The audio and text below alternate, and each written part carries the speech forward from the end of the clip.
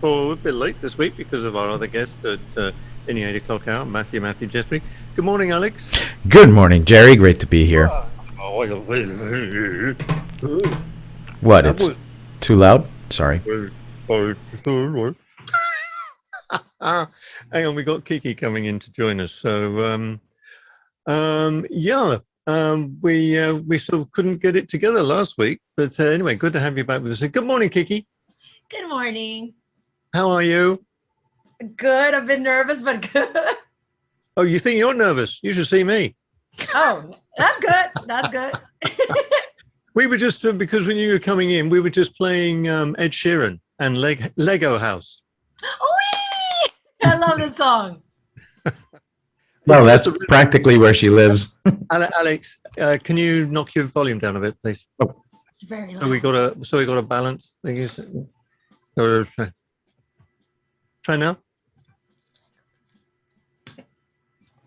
Alex. Almost there. How about now? Is that better?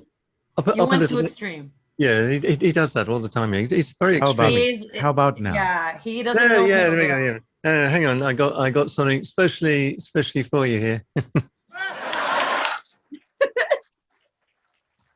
Later, you can play "I Go to Extremes" by Billy Joel. Anyway, Kiki, I was having fun today, sort of reading through his. You're a play specialist. Yeah. Yeah. Created by Lego therapy consultant. Yes. How often do you have to consult with depressed Lego? Well, it's more about education type, like teaching people how to use the Lego in the right way, because most people say it's like you buy the Lego, you build it by instructions, and that's it. So what we do with Lego therapy, it's either using that to help children that has autistic condition or Asperger, but also like to include them into normal playing and playing dynamics. Right. So you use that. Hi, honey. That's my son. Good. That's good. Where is it? Come say hello. This is what happens when you're like. When you're I know. Does it come and say hello? Say hi. Hey, hi. It's okay. Say hi. Is it you, Alex? Hi. Hi. Yeah. Good morning. Yeah. So you can stay here, but just not. Out of the way. There we go.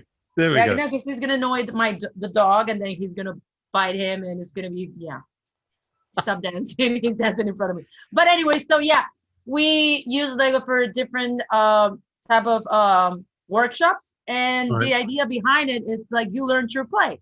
So it's either teaching kids how to behave in the real world, it's taught through Lego, or following instructions, or pretty much just learning to share. So there's a lot behind the Lego methodology. So it's amazing. I love it. Share. Not all children are very good at sharing. Well, not all adults have that problem are good too. at sharing either. Hey, listen, just so we, I see here, is it even STEM toys? STEM. What is that? STEM or STEAM? They're both categories. The only difference is with STEAM, with the A, you add art, which is part of okay. The new trend, because like everything is a trend. I'm pretty sure it's a trend. So STEM toys, it's pretty much toys that teach kids about science or technology or engineering or math. Okay. But the thing is, people are labeling everything as a STEM toy. So now it became a trend. So, oh, my toy is a STEM thing, or this is a STEAM activity, and I'm like, okay, so what does it teach kids? I don't know, because it's art, so it's a STEAM, and I'm like, no, it doesn't work like that. It doesn't work like that. Well, if you go to extremes, I'm a STEAM advocate. I try to tell parents about the importance of learning about coding since they're very little, or learning about technology, because we still have parents that don't want their kids involved with technology. I don't know how it's like that a thing, but we still have parents that go too extreme into the Montessori method and like all like hands-on but no technology, and I'm like we live in a technology world, so that's pretty. It sounds crazy for me. I mean, I think especially, if you think about parents, I can see some respect with controlling technology with how much how much time you allow kids, for instance, to use telephones or tablets, because they're an excuse now, aren't they? You go to a restaurant, and what do the parents do? They give the kids the telephone to keep them quiet. That's the thing. I'm an advocate for technology. I love technology, but when it's like being used properly, like most parents, like, oh yes, my kid is very technological, because your kid knows how to go to YouTube doesn't mean anything technological.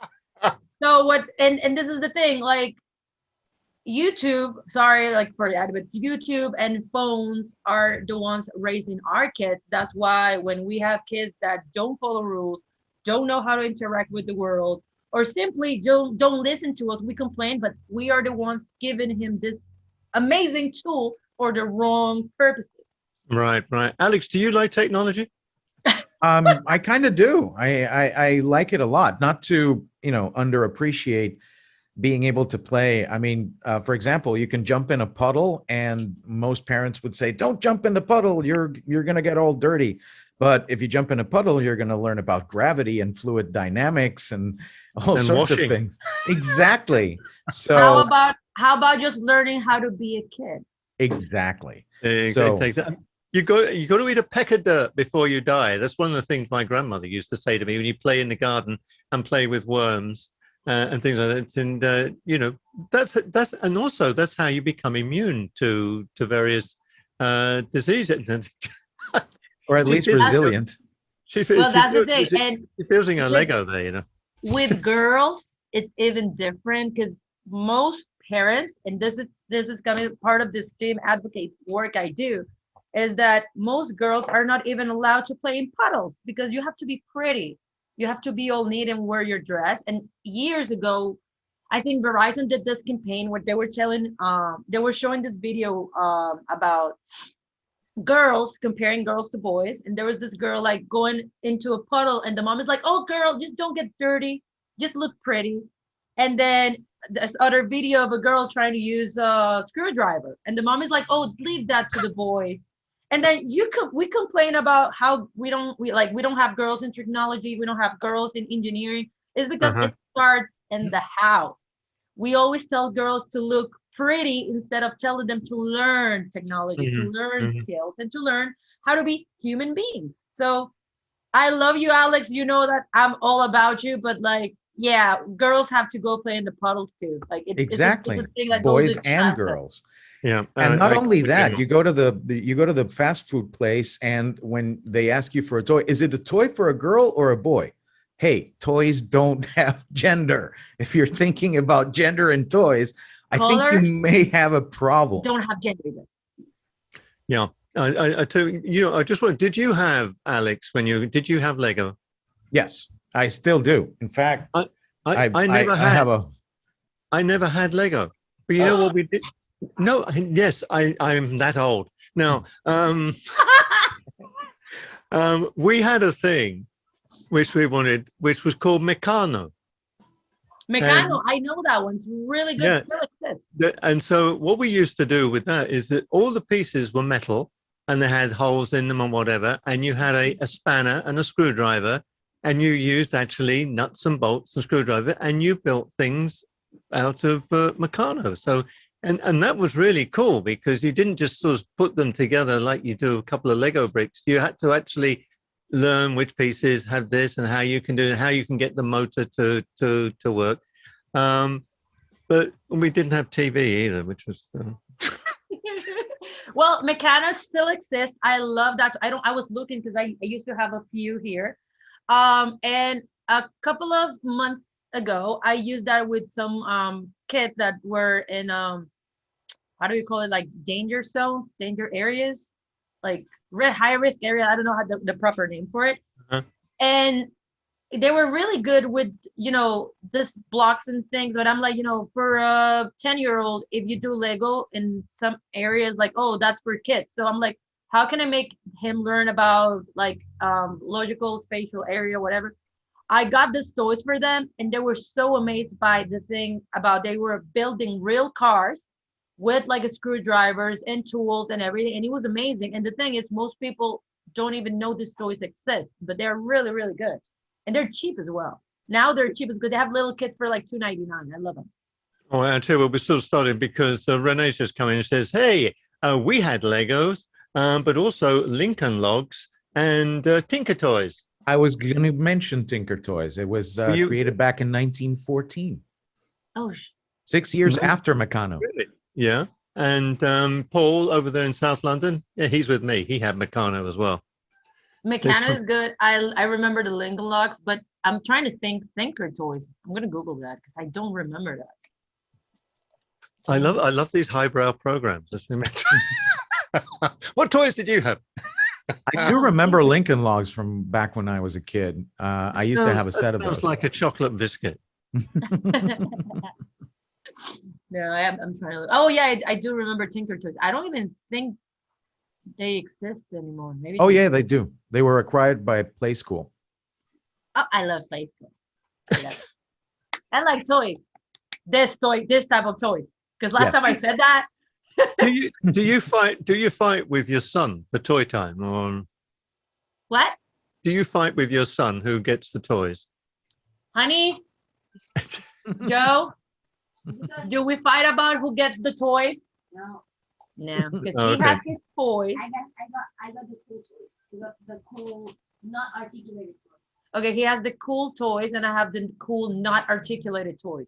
Oh, okay. That's his explanation. No, but it's one of those things that we come to an agreement that whatever is in my office, it is mine. Because he every now and then when he was little, all of my Legos used to show, like the little minifigures used to show up in his room. So I have empty sets with no minifigures, and now it's like, okay, you got yours, I got mine. We love each other. We don't have to share. Okay, that's I thought you just said earlier on that one of the things you teach is sharing. Yeah, but mommy is very, very annoying. Like, I am very tricky with my toys. And the thing is, my toys are for work. His toys are just to spend my money. And that's it.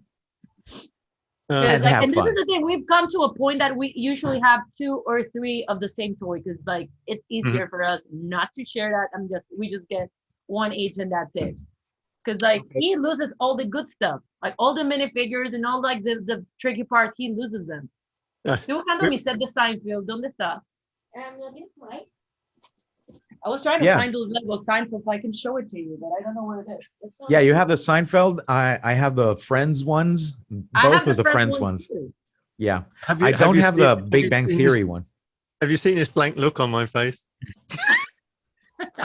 Yeah, one of the trends lately has been to take like important pieces of pop culture, and Lego makes this contest around the world for people to build sets that they will Lego ideas. Exactly, Lego ideas, and they then commercialize these Lego ideas. Like for example, that's the cast of Seinfeld. Ah, I see. And I tell you what, I bet that's cheap. Not at all, unfortunately. That's the sad part. Legos are not cheap, but yeah, you kind of save for months to get them. Lego is as soon as they found out that their market is not kids but adults, they had it. Because honestly, people was like, "Oh, Lego is for kids." I'm like, "Oh no, with what they cost, it is not for kids." No, I agree. No, Mary Lou has just dropped and said, "I'd rather a circular saw, screwdrivers, hammers, and a drill than makeup and shoes."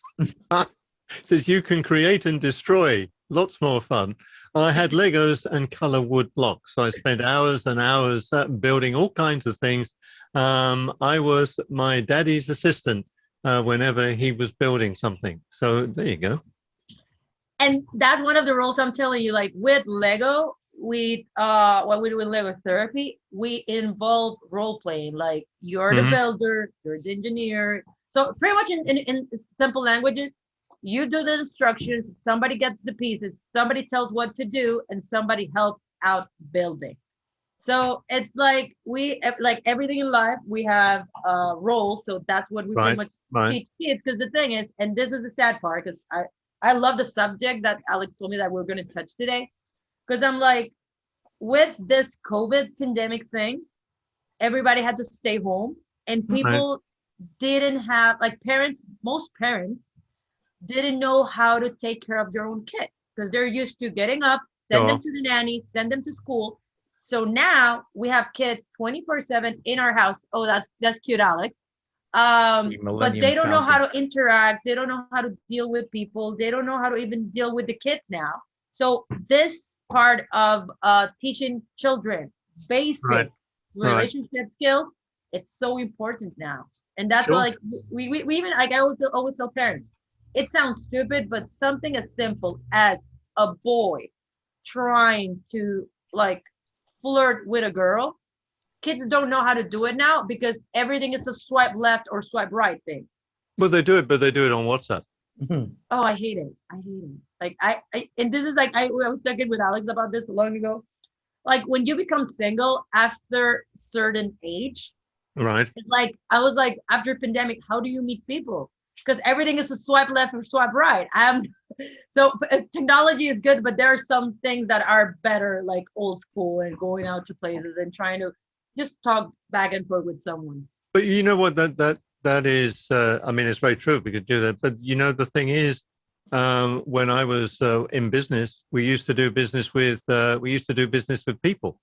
Okay. Now you don't do business with people. It's swipe left, swipe right, or you send them a WhatsApp, and you send an email and you have to respond to it straight away.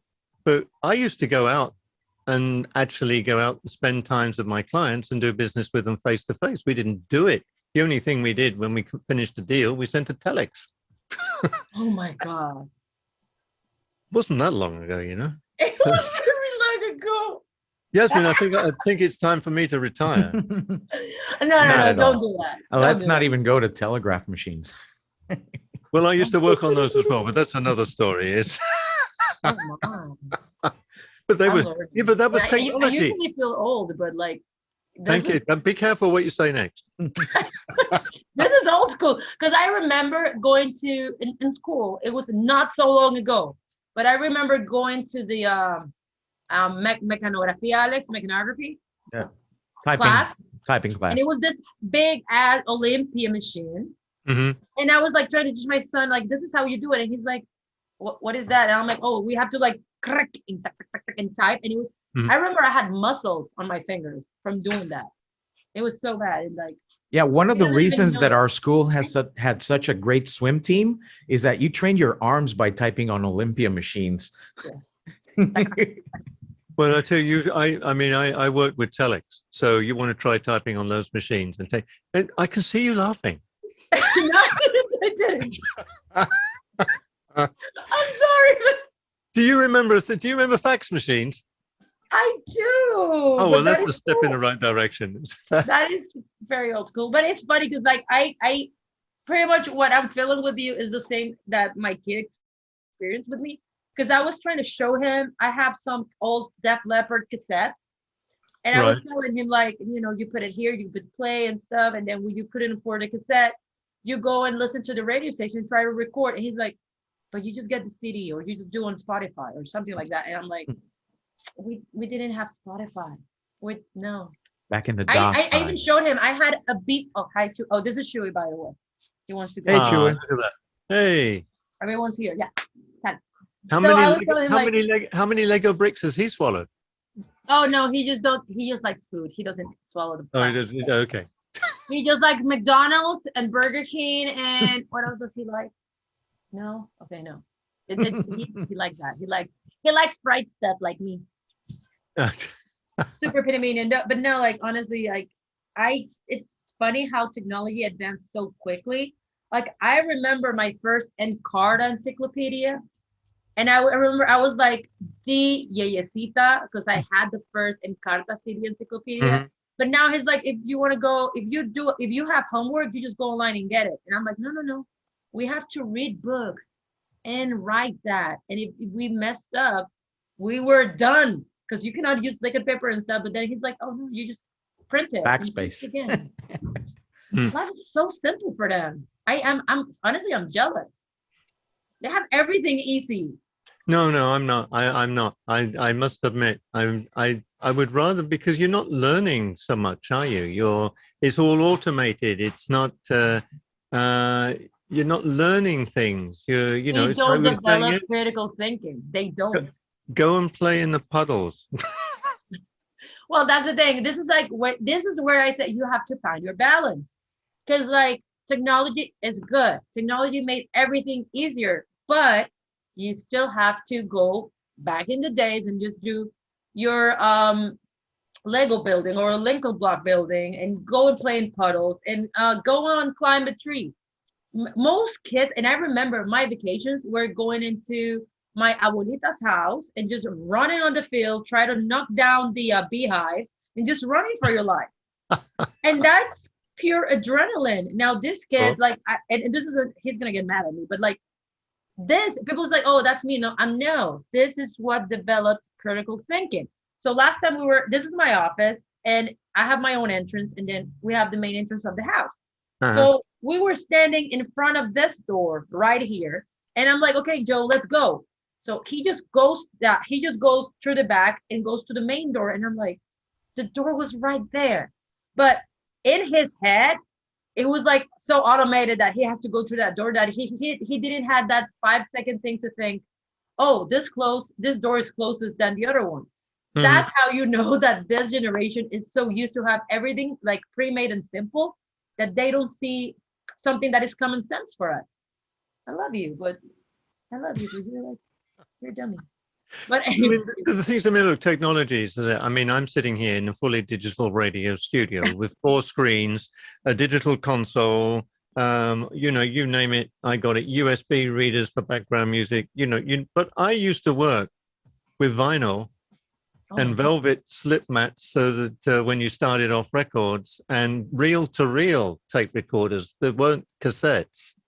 And, you know, and now, I mean, but, you know, that's what I love technology. I engross myself in it because technology is there to fulfill a certain function. But you still got to learn the basics. You still have to learn about music. You still have to learn about songs, you know. But I think this is the pure example of what I just said. You're a classic mixed with technology, and that's the best of both worlds. Yeah. No. And I mean, talking about, you know, going on, you know, trained to go in a particular direction and doesn't go in the other. It's like my car. I get in my car and I'm supposed to be going one way, but it automatically goes to a Rocha. Oh my God. Yeah, that's our target. Like everything, it's just on a Rocha. Like you don't have anything to do on a Thursday night, you go to a Rocha. I did that yesterday night. I went to a Rocha just to like walk around the halls. It's just amazing. What was your favorite toy, Alex? I believe my favorite toy was probably my Star Wars action figures. Okay. I was too old for those. You never are. Most people who collect Star Wars figures are my age or older. Still got them. Yeah. So that is true. I remember my favorite toy, I think, when I was sort of a kid, was the thing called Scalextrics. Sounds dangerous. They both move their heads to one side at the same time. Scalextrics. It's the racing car track. Oh, interesting. With I the must cars. have had one of those at one point. And, you know, I would love to see those cars just fly out the curves and hit people in the head or whatever. If you timed it Those just are Hot right. Wheels. No, the ones that had a little track and they were electrical and you would have a squeeze trigger. You squeeze the thing. Exactly. Okay. And if you timed it just right, you could make it fly off the track and hit somebody in the face. It was a lot of fun. What a charming child. I mean, we've only got about a couple of minutes to go, but I've got a couple of things here. We're getting all my friends in here. Paul, he said he used to work on telex. He's used half speed and quarter speed machines. He says fax, the first one was a cylinder with special paper wrapped around it. Absolutely correct, because I worked at the time with H. Clarkson and Company in London in their telex department, and they had one of the first fax machines ever. And it was a direct link between Clarkson's and their client, which was Exxon in New York. And they would you'd wrap the paper around the fax machine, and it would spin around, and you'd watch it coming up line by line by line, and it would take about 30 minutes to send a page. Yeah, I remember my grandfather actually worked with some of the first fax machines in Panama at 3M, which had their office in El Cangrejo, where now there's like a like a hair place and a nail salon and things like that. And I remember that it was interesting back then to be able to send a document from one place to the other. The actual fax technology predates that by a lot. Of course, it wasn't commercialized and as much as it was during the 90s, but it came and went. And now we have scanners and email and all of that. Yeah. I mean, look what we can do on our phones. But look, that's it. We just sort of got to sort of wrap up. So I guess that's the end of our toy story. You've got a friend in me. Now, Yeah. that being said, Kiki, if people want to know more about STEM toys or anything related to that, how can they get in touch with you, like your social media or whatever? Okay. I'm starting again to like post on social media because I've had a hectic year, which I love. I don't complain. It's been the best year so far. But if you have Instagram, which is my main source of data, my Instagram is Kiki Bermudez, KikiBermudez, and you can see everything about it and everything I do. And I'm gonna start doing a lot of toys review because most of us with kids are thinking already about Christmas and what to get our kids. Because and this is something we can talk about in a few months. What is the rule for Christmas given? Because most people think that, oh, it was COVID, it was so bad, I'm gonna give my kid a million gifts. So we're gonna be talking about that closer to Christmas, about how many toys is good enough for your kid and what things to get. So Instagram, Kiki Bermudez. Okay, we'll put that on our website today. Alex, as always, thank you very much. And don't forget to your social media quickly. Vida Digital, except on Twitter, that's Alex Newman. All right. Alex, as always, thank you very much. And Kiki, thank you very much. Oh, gosh, that brought back some memories. And hopefully we'll talk again soon. So there we go.